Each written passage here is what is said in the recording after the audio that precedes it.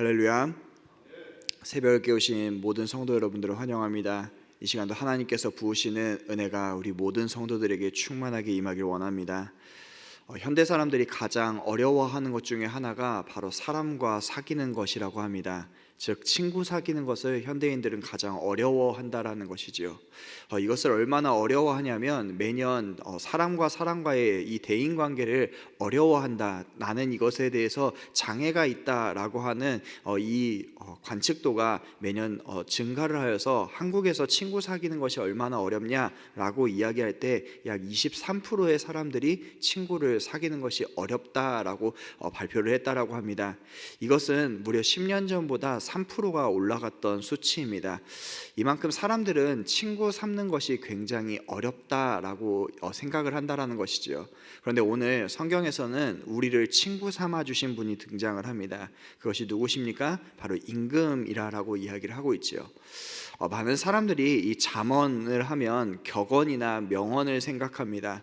그렇기 때문에 이 잠언의 말씀을 어떻게 보면 하나님의 말씀으로 읽기보다는 많은 사람들이 이 잠언의 말씀을 어떠한 명언이나 아니면 좋은 글귀 정도로 여기는 경우가 많다라는 것이죠.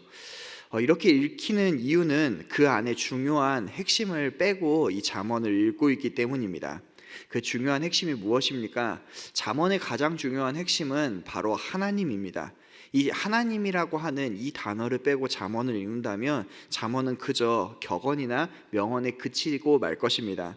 그러나 이 잠언이 명언이 되지 않고 하나님의 말씀이 되는 것은 이 말씀 안에서 역사하시는 살아계신 하나님이 명확하게 드러나고 있기 때문이죠. 그래서 이 잠언의 말씀을 통해 우리의 삶이 제시된다라는 것을 우리는 기억해야 됩니다. 그러면 성경은 오늘 우리에게 우리의 친구 되시는 분이 누구라고 이야기를 합니까? 11절의 말씀을 보면 마음의 정결을 사모하는 자의 입술에는 덕이 있으므로 임금이 그의 친구가 되느니라 라고 이야기합니다. 특별한 능력이나 권력이 있지 않은 한 왕의 친구가 되는 것은 있을 수 없는 일입니다. 불가능한 일이라고 이야기할 수 있겠죠. 그러나 성경에는 임금의 친구가 되는 사람이 등장을 합니다. 그 사람은 아무것도 아닌 사람, 특별하지 않았던 사람이라고 이야기하는데 그 사람이 누구냐면 바로 아브라함이었습니다. 하나님은 이 아브라함을 아무것도 아닌 때에 불러서 하나님의 벗이라 칭함을 받았다라고 이야기를 하게 해준다라고 하시는 것이죠. 그리고 이 개념을 하나님께서는 그대로 가지고 와서 하나님의 아들 예수 그리스도께서 요한복음 15장에 내가 너희를 친구라 부른다 라고 하며 제자들에게 그 스승이신 예수 그리스도께서 그 제자들을 친구라 불러주셨습니다. 그런데 문제는 이 친구라라고 하는 단어가 그저 형식적인 아니면 그저 우리의 마음을 위로하기 위해서 친구라는 말을 사용한 것이 아니라 하나님은 그 뒤에 친구란 어떠한 존재인지에 대해서 분명하게 이야기하십니다. 이 요한복음 15장을 잘 읽어보게 되면 하나님은 말로만 친구라고 이야기하는 것이 아니라 사람이 친구를 위해서 자기의 목숨을 버리면 더 큰 사랑이 없다라고 하는 이 분명한 개념을 우리에게 알려주셨다라는 것이죠. 그래서 그리스도께서 나를 친구라 부르신다라고 하는 것은 나를 위해서, 그 친구를 위해서 자기 목숨을 버리시고 그 목숨을 버리신 것이 우리의 구속을 위해서, 그 구속의 은총을 위해서 하나님께서 친히 이 땅 가운데 오셔서 자기의 몸을 버려 우리를 친구 삼아 주셨다라고 하는 이 분명한 개념을 우리에게 하나님께서 선포하고 계신다라는 것입니다. 여러분, 그렇기 때문에 이 임금의 친구 된다라고 하는 이 개념, 이 잠언의 말씀을 통하여서 우리에게 먼저 선포해 주신 하나님의 말씀이 얼마나 귀한지를 모릅니다. 하나님은 그러면 우리를 친구 삼으셔서 어떻게 하시기를 원합니까? 많은 사람들은 친구를 삼아서 그냥 나의 말동무가 되거나 아니면 그냥 나와 함께 식사를 하거나 나와 교제하기를 원한다, 이것이 친구이다 라고 생각을 합니다. 그러나 하나님께서는 이 친구를 그냥 사귀시는 것이 아니라, 그냥 두시는 것이 아니라 어떻게 행하시겠다라고 하는 것도 이 잠언에서 분명하게 이야기하고 계시다라는 것이죠. 하나님께서는 이 22장을 통하여서 여호와의 눈은 지식 있는 사람을 지키시나 사악한 사람의 말은 패하게 하시느니라 라고 하는 이 분명한 개념을 우리에게 이야기합니다. 여러분, 어느 시대나 막론하고 지식이 있는 자, 지혜 있는 자는 귀한 존재로 취급받습니다. 그런데 하나님이 그 지식 있는 자를 지키시겠다라고 이야기를 하죠. 여러분, 우리는 그냥 지식 있는 자, 지혜로운 자라고 생각하며 성경을 넘어가는 경우가 많습니다. 그러나 이 잠언이 이야기하고 있는 이 지식 있는 자는 분명히 앞에 전제를 가지고 이 뒤의 개념을 이어가고 있는 겁니다. 이 지식이 있는 자는 이 지식이는 무엇입니까? 바로 하나님을 아는 지식이라고 성경은 이야기를 하고 있다는 것이죠. 여러분, 그냥 하나님을 알고 있다, 나는 하나님의 존재를 안다, 성경이 말하는 하나님을 안다 라고 하는 것이 아니라, 지금 성경이 말하고 있는 하나님을 아는 지식이라는 것은 하나님께서 우리를 친구 삼아 주셨다, 하나님이 너를 구속하셨다 라고 하는 이 개념을 분명하게 선포하고 있다는 것입니다. 여러분, 그러니까 우리가 하나님이 나를 친구 삼아 주셨고 나를 구속하셔서 내가 구원받았다 라고 하는 이 지식이 있는 사람을 하나님께서 지키시겠다라고 하는 것을 이미 구약을 통하여서 우리에게 선포하셨다라는 것이죠. 하나님은 이 지식 있는 자를 그냥 지키시는 것이 아니라 지식의 말씀을 통하여서 지키시겠다라고 이야기합니다. 그리고 성경은 또 그 뒷부분에 그 눈으로 지키신다라고도 이야기를 하죠. 여러분, 곧 진리의 말씀을 하나님께서 지키신다라고 이야기합니다. 우리는 성경에 많은 놀라운 기적들을 보게 됩니다. 왜 하나님은 다니엘을 이 사자굴에 넣어서 그를 지키시는 것일까요? 하나님께서는 이 다니엘을 통해서 분명하게 계시하려고 하는 하나님의 말씀이 있기 때문에 다니엘을 사자굴까지 데리고 가셨습니다. 하나님은 왜 바울에게 유라굴로라고 하는 이 태풍을 통하여서 왜 그에게 어려움을 겪게 하시고, 또한 하나님은 그 상황을 통하여서 왜 바울을 지키셨을까요? 하나님은 바로 이 바울을 통하여서 계속해서 복음이 선포되어야 되는 것을 분명하게 바울 스스로가 알고, 또한 하나님의 사명을 받은 자라는 것을 깨닫게 하기 위해서 이러한 시련 가운데 그를 보호하셨다라는 사실을 우리는 기억해야 됩니다. 여러분, 성경은 계속해서 우리에게 이 지식을 알 것을 권면합니다. 하나님께서 너를 사랑하시고 너를 위해서 이 땅 가운데 오시고 너를 위해서 죽으심으로 말미암아 너가 임금의 친구가 되었고, 하나님은 너에게 그 친구의 사명으로서 이 말씀을 맡겨서 이 말씀을 맡은 자로서 너희가 세상을 살아가기를 원한다라고 이야기합니다. 그러나 그 세상을 살아갈 때에 하나님이 우리를 그저 버려두시는 것이 아니라 하나님이 이 세상의 악으로부터 내가 너를 친히 지키겠노라 라고 하며 이 말씀을 통하여서 우리를 보호하시고 우리를 계속해서 이끌어 가신다는 사실을 우리는 기억해야 됩니다.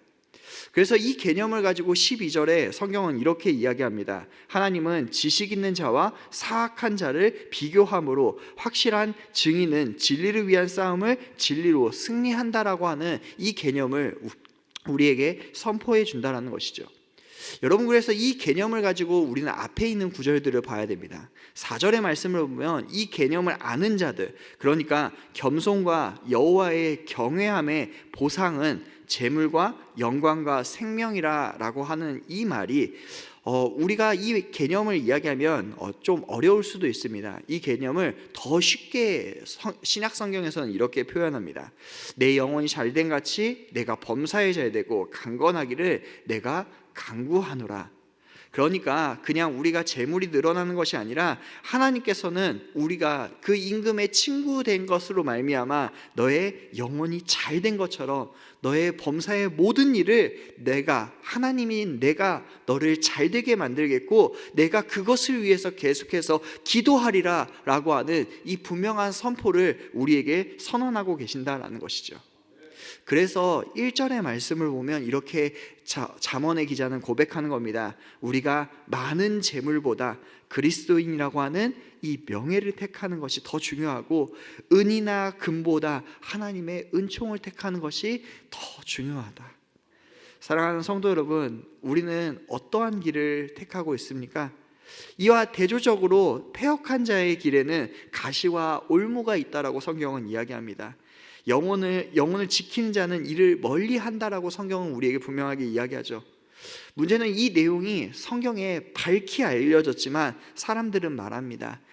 저 밖에 사자가 있은즉 거리에 나가면 내가 찢기겠다. 여러분, 이것은 변명입니다.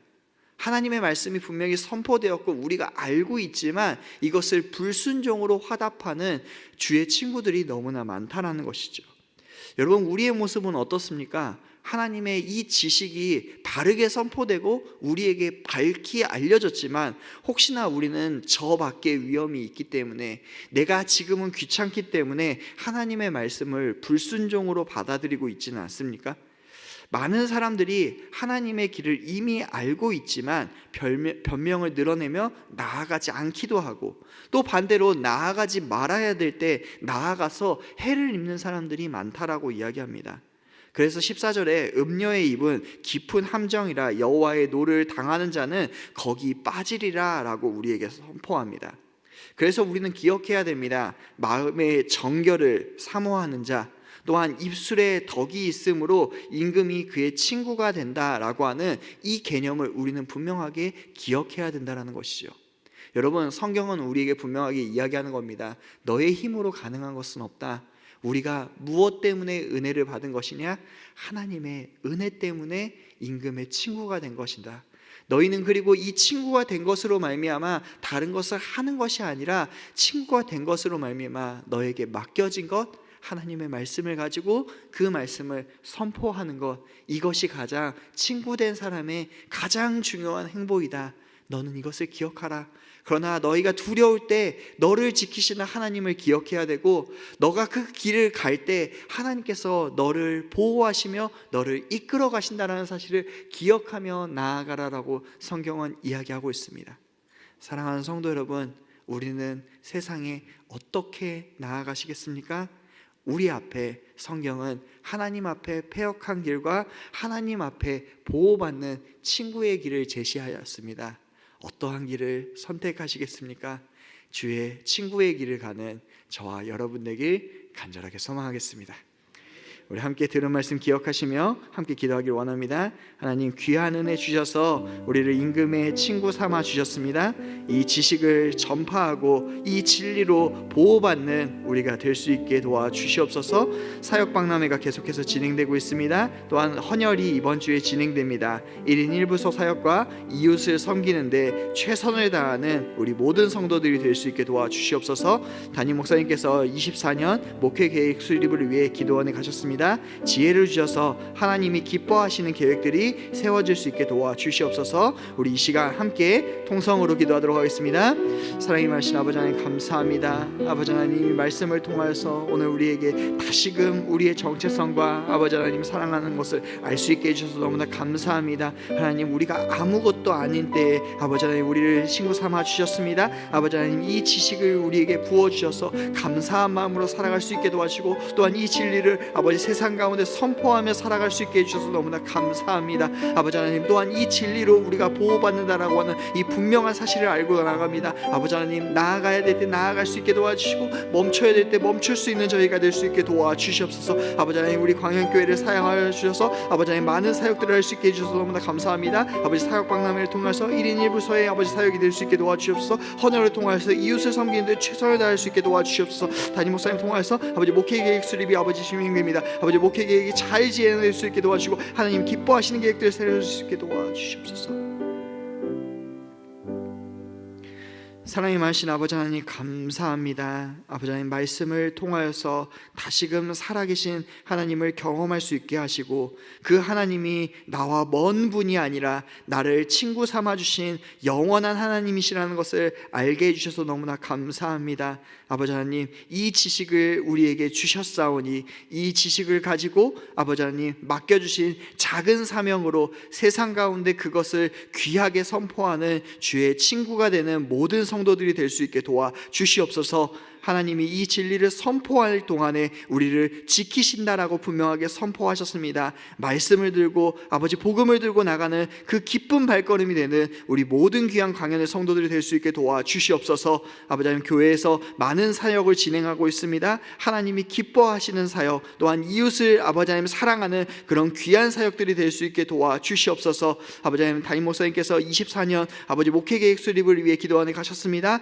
하나님의 지혜를 부어주셔서 통해서 하나님이 기뻐하는 사역들이 우리 광영교회 가운데 계속해서 이루어질 수 있게 도와주시고, 아버지 그것을 통하여서 이웃들이 하나님의 참 사랑을 경험할 수 있는 우리 귀한 광영교회가 될 수 있게 도와주시옵소서. 아버지 하나님, 오늘도 새 하루를 시작하려고 합니다. 주님 손 꼭 붙잡고 나아가는 우리 모든 성도들 될 수 있게 도와주시옵소서. 감사드리며 사랑이 많으신 예수님의 이름으로 기도드렸습니다. 아멘.